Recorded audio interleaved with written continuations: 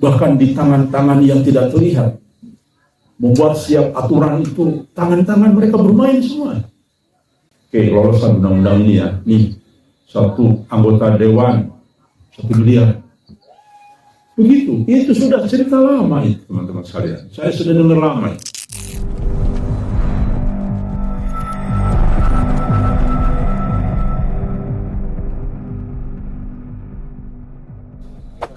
Teman sekalian, alhamdulillah kita selalu konsisten dari tahun ke tahun untuk terus mengadakan kajian dan berbagai kegiatan lain di tanah penculikan ini. Hanya satu tujuan kita, agar kita mendapat ridho dari Allah Subhanahu wa Ta'ala. Karena kata ridho ini kunci dari keselamatan. Kalau Allah sudah ridho, sebesar dosa apapun masa lalu kita, insya Allah kita menjadi ahli surga. Ini membahas juga mimpi, tapi kita akan membahas secara luas. Tadi malam saya mendapatkan chat dari Ustaz Abu Qasim. Ada Ustaz? Belum datang. Ya. Sepertinya beliau sendiri. Ya. Baik. Kenapa saya bacakan? Karena agar kita memahami sesuatu tantangan seberat apapun lebih bagus disampaikan. Kenapa? Karena kita biar siap. Sekaligus kita mengingatkan, jangan anggap enteng perjuangan kita. Jangan anggap biasa perjuangan kita. Kenapa? Karena ini menyangkut hal yang paling prinsip, mengubah geopolitik secara, boleh dibilang bahasa umumnya secara frontal, secara ekstrim. Tentu akan ada satu perlawanan keras. Ya. Teman-teman mungkin ada yang belum menyadari seperti apa nanti ujiannya. Makanya sering saya katakan kita akan mengalami ujian-ujian berat dan besar. Dan saya sedang memikirkan langkah-langkah itu, baik terhadap internal keluarga saya maupun terhadap kita semua. Maka langkah-langkah kita adalah pendekatan kepada masyarakat, ya, pendekatan kepada aparat terdekat di sini. Itu adalah bagian dari satu proses agar minimal ada usaha. Tapi percayalah kepada teman-teman bahwa semua ini kita letakkan kepada satu tauhid yang murni, yaitu tergantunglah kepada Allah, bukan tergantung kepada manusia. Saya melakukan langkah-langkah pendekatan kepada aparat itu adalah langkah usaha. Kan Allah juga melihat usaha kita, ya, bukan karena kita menggantungkan kepada Allah lalu cuma duduk-duduk doang. Tidak demikian, sunatulahnya tidak begitu. Namun demikian, teman-teman sekalian, di dalam dunia geopolitik ada tangan yang paling kuat, ada yang tangan-tangan sedang, ada tangan lemah. Boleh dibilang kekuatan di internal kita, di sekeliling kita itu kan termasuk lemah. Tapi kalau sudah kebijakan dari atas, yang bawah pun mengikut, walaupun tidak sesuai dengan hati nuraninya. Demikianlah dalam struktur penguasa, ya. Nah, ini barangkali supaya teman-teman siap dengan berbagai ujian, maka kita akan sampaikan ini. Baik. Dari banyak mimpi saya melihat bahwa mimpi ini cukup sangat komprehensif. Kalau kita lihat dari bahasanya, mari kita baca satu-satu. Takwil mimpi ini kedatangan aparat di Saul Ujlah. Pendekatannya selalu kita ada 4 hal. Kita muslim. Kenapa tidak kita belain? Karena hampir sama ternyata. Jadi beda-beda sedikit. Tapi muslim memang lebih, kalau perhatikan teks-teks takwil mimpinya tuh lebih lebih mencerminkan keadaan masa kini, ya, hampir sesuai. Kita selalu merujuk kepada Quran dan hadis dan juga kesepadanan dengan mubasyir lainnya. Karena apa yang disampaikan oleh kita, yaitu apakah mimpi ini tawatur, apakah mimpi ini betul dari Allah, rupiah, ya, atau sebagainya. Jadi harus ada perbandingan dengan mimpi lainnya. Sudah tadi siang, berarti kemarin ya. Insya Allah mimpi yang baik ini. Mimpi para ulama mengatakan mimpi yang terbaik itu mimpi siang dan setengah, ya, sepertiga malam. Itu yang terbaik. Mimpi yang ru'yah. Berarti ini insya Allah mimpi. Di sebuah saung, entah saung siapa, tapi yang jelas di tanah jelas. Di dalam saung tersebut ada beberapa orang yang sedang menerima tamu, 3 orang. Rupanya tamu tersebut seperti aparat keamanan, hanya saja mereka memakai pakaian bebas, mungkin intel. Kemudian saya masuk ke dalam saung tersebut, tapi saung tersebut seperti rumah bangunan permanen. Ternyata orang-orang di dalam saung tersebut kebanyakan ibu-ibu, tapi tidak jelas siapanya. Saya ingat hanya Ibu Nopi, dilihat. Karena memang mungkin wajar, ini satu contoh kan kaitan dengan Mbak Nopi, keluarganya kan begitu luar biasa ya, sampai 3 gelombang sini. Ketika tamu tersebut 2 laki-laki, 1 perempuan, sedangkan tamu perempuan itu sedang menceramahi ibu-ibu. Ngapain kalian di sini? Kita jelas katanya. Untuk apa di sini? Mendingan kalian pulang ke rumah masing-masing. Ya, kata aparat itu. Yang perempuan aparat perempuan. Dalam mimpi.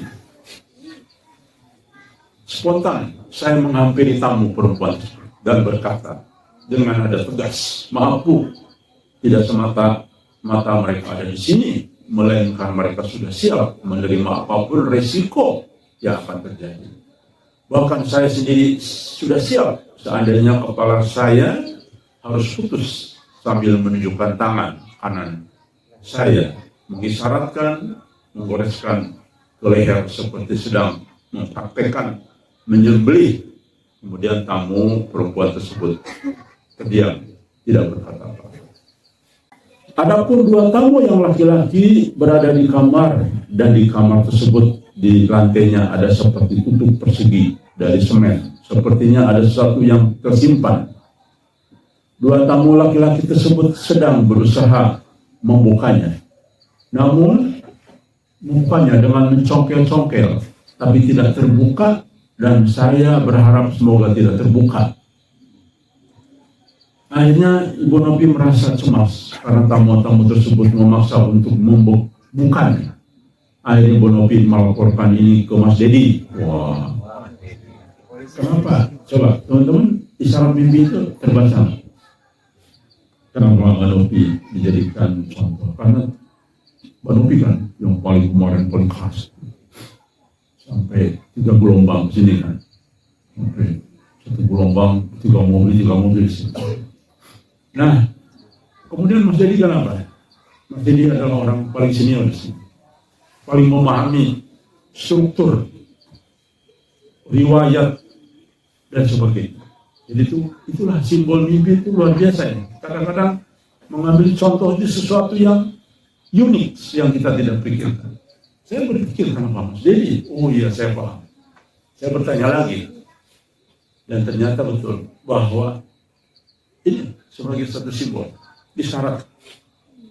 Ini yang memahami sejarah di sini ya Mas Dedi, dari A sampai Z. Kata Mas Dedi apa jawabannya? Biarkan saja, nggak apa-apa. Begitu. Jadi Mbak Nopi lapor, Mas Dedi gimana nih? Itu mau dibongkar itu. Yang tertutupi, mau dibongkar. Seperti seolah kita ketakutan semua kalau sampai terbuka. Tapi Mas Dedi bilang, biarkan saja, nggak apa-apa. Baik, mimpi berakhir. Nah, dengan sekalian lihat. takdirnya begitu sangat membuat kita sebagai satu pembelajaran bahwa segala-galanya adalah keikhlasan ya, dan keterbukaan, dan juga tergantung persesuaian karena Allah. Baik, kita lihat rangkuman singkat mimpi.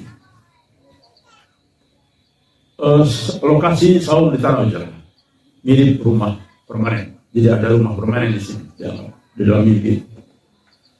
Tokoh pemimpi ibu-ibu diwakili Ibu Nopi, 3 tamu, 2 pria, 1 wanita, dan berpakaian sipil seperti itu. Peristiwa tamu wanita mengintimidasi para ibu. Pemimpi membela dengan tegas dan siap mati. Pemimpi. 2 pria mencoba membuka tutup semen persegi, tapi gagal. Ibu Nopi melapor ke Mas Dedi, lalu ia menjawab, biarkan saja. Ya. Takhir mimpinya. Saum di Tanah Ujara, tempat kesunyian, hijrah, dan perlindungan Tuhan. Ibu sini menyebut bahwa rumah atau tempat tinggal di dalam mimpi melambangkan keimanan jiwa, keamanan jiwa, perlindungan, dan fitnah.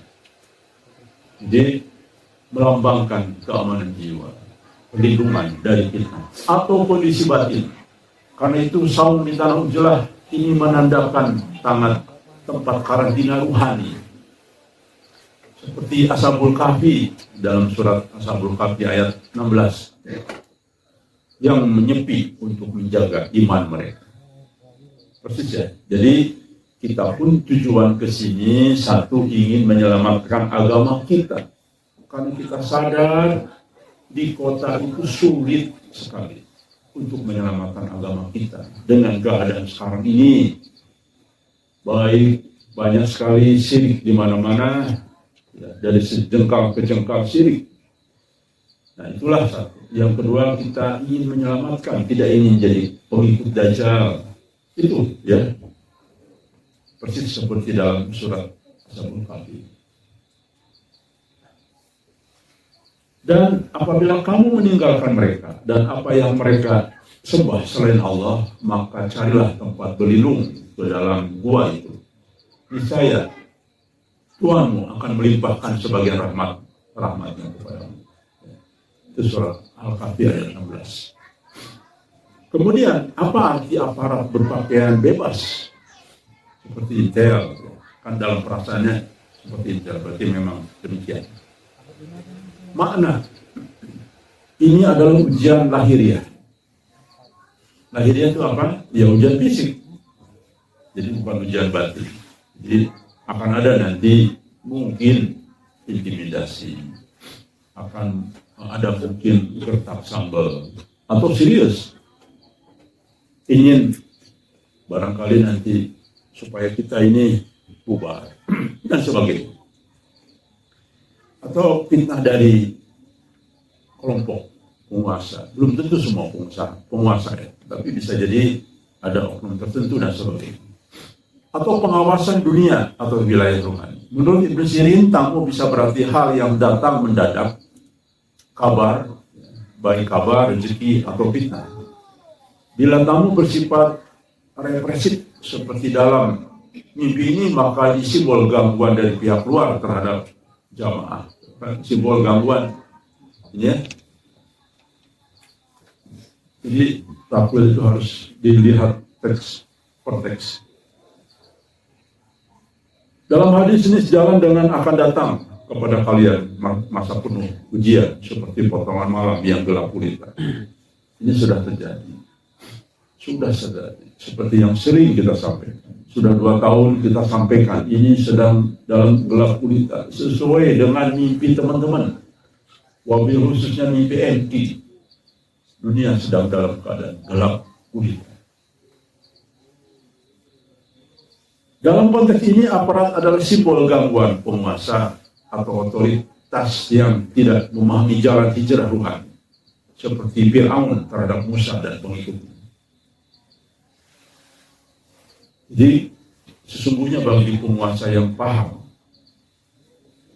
harusnya kita didukung. Karena justru demi menyelamatkan bangsa, demi menyelamatkan kita semua umat, demi menyelamatkan dunia. Kita hanya di sini kerjaannya bermunajat, numpang makan secukupnya. Kita tidak ingin ganggu siapa-siapa. Tujuan kita adalah ingin ada sekelompok umat yang didengar oleh Allah doanya. Itu saja tujuan kita. Ya. Sekali lagi, tujuan kita di sini hanya sederhana. Agar adalah kelompok umat kecil di berbagai belahan dunia ini yang didengar doanya.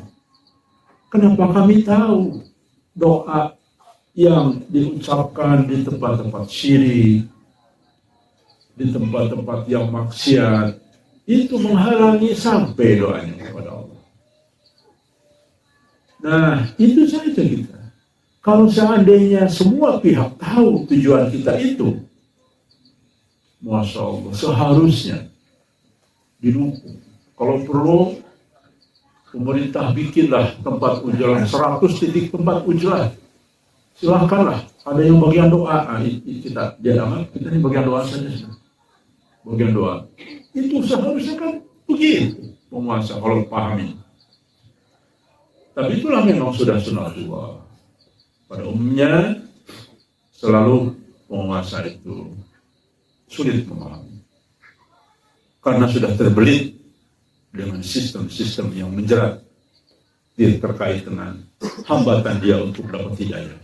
Dengan kalian, kalau kita selalu bagi-bagi proyek, kalau kita selalu untuk kepentingan golongan, sulit dapat hidayah. Dan itulah yang membelitnya, ya. Apalagi penuh dengan kemaksiatan, seperti yang Mas Suhada tadi sampaikan, ya. Rekan sekalian, jelas sekali. Jumlah 3 di dalam simbol ini, simbol fitnah yang berulang dalam sejarah. Ayo coba, apa saja, teman-teman? Sedikit paham. Nih. Ini kan 3 simbol kekuatan fitnah, ya. Firaun, Haman, dan Qarun. 3 simbol. Kemudian ucapan pemimpin yang tegas dan rela mati. Ya. Makna, makom istiqomah dan tazkiyah pengorbanan. Jadi insya Allah para penghuni Bukit Lebah ini sudah sampai kita. Maka dari itulah kenapa diperlukan kuliah. Kuliah itu adalah membimbing agar kita step by step masuk dan dipandang Allah sah sebagai penduduk rohani, sebagai ashabul kahfi. Karena tidak mudah, tidak cukup hanya ujlah lalu Allah anggap inilah ashabul kahfi. Tidak. Kalau hanya ujlah, di dalamnya masih cakar-cakaran, di dalamnya masih ada nafsu, di dalamnya masih ada emosi, di dalamnya masih saling tuduh, di dalamnya banyak problem, di dalamnya mengandalkan ego, tidak istiqomah, sholatnya, kiblatnya ada yang ke kanan, ada yang ke kiri arahnya, kan begitu. Bukan, itu bukan ashabul kahfi. Itu camping di gunung. Anggap camping di gunung. Ya. Tinggal di villa-villa. Jadi bukan ashabul kahfi. Maka kita sudah mempelajari, harus tobat dulu. Masa lalu itu bawa dosa banyak. Tobat. Setelah itu, apa lagi? Sabar, istiqomah, dan sebagainya. Dan pada akhirnya adalah bukan. Sebelum ashabul kahfi apa? Mahabbah. Cinta kepada Allah. Kalau semua nih ya sudah sejajar hanya cinta kepada Allah. Gangguan sebesar apapun mentah. Ya. Karena Allah yang melindungi langsung. Baik, rekan sekalian. Ya. Dalam mimpi ini bila seseorang berkata siap mati atau digorok lehernya demi perjuangan, ini adalah isyarat ketinggian ruhani, bahkan bisa merujuk kepada makom syuhada. Iya betul. Rekan sekalian, di antara orang-orang yang mukmin itu ada ada orang-orang yang menepati apa yang telah mereka janjikan kepada Allah. Quran Al-Ahzab ayat 23. Itu sejalan dengan itu, ya. Takwil tadi. Ibnu Sirin mengisyaratkan bahwa penyembelihan diri atau digorok di dalam mimpi bisa bermakna penyucian atau pelepasan dari dunia jika konteksnya adalah perjuangan dan keteguhan. Betul kan? Sesuai, artinya orang-orang di tanah Ujra itu harus sudah melepas dunia. Kalau masih ingat dunia ya nggak akan lama di sini. Allah sarik pasti. Sudah itu sudah pasti. Kita sudah sering bahas. Kalau kita masih keterikatan dunia sulit. Kita memang harus total. Musuh rohani. Musuh rohani itu dunia hawa nafsu dan setan. Itu musuh rohani, ya. Jadi rekan sekalian, orang-orang yang rohani itu memang harus sudah melepas. Tapi mungkin ada orang yang belum bisa melepas, tetapi dia sudah niat dan sudah mengingatkan diri. Saya sempat ada baca dalam kitab, saya lupa kutipannya, saya tidak sengaja membaca. Orang-orang yang tetap terikat dengan penduduk rohani, walaupun dia masih ada kegiatan dunia, tapi hatinya, pikirannya, dan hidupnya sudah banyak untuk penduduk rohani, maka yang bersangkutan pun sudah dianggap permulaan di penduduk rohani, ya. Maka lihat saja, tergantung dari konteksnya. Untuk apa dia sampai belum secara total atau belum ada kegiatan ujrah di sini. Karena memang kadang-kadang penilaian Allah itu tergantung konteks dan level masing-masing. Rekan sekalian, musuh rohani berikutnya adalah hawa nafsu.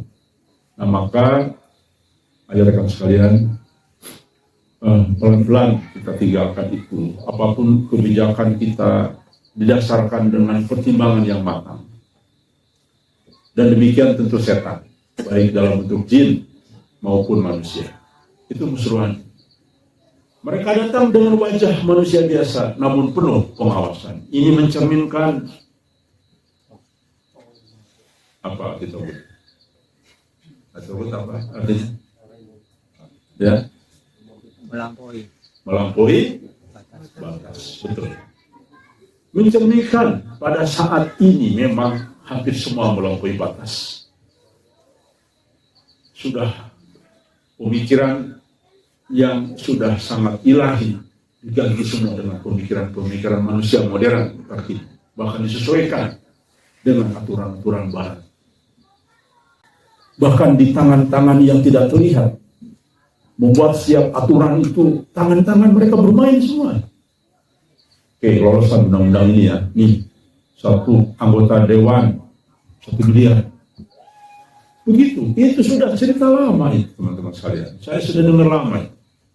Dan bermain terus. Untuk meloloskan ini, maka tangan-tangan itu bermain semua. Makanya, apa yang dimimpikan tentang yang dibacakan Mas Wada tadi itu benar. Sebenarnya itu real. Kenapa saya pernah memahami? Sekali lagi, saya pernah menjadi konsultan politik, memahami ya, apa sesungguhnya di balik ini semua. Tapi kenapa kita masih gemuk-gemuk di sini, ya, masih sehat-sehat di sini? Itu adalah bagian dari jelas. Bahkan banyak yang curiga, jangan-jangan kan pelihara tuyul. Ya. Jadi betul, ini bukti bagi kita bahwa ada sesuatu yang tidak masuk akal. Tapi kenapa kok bisa ya?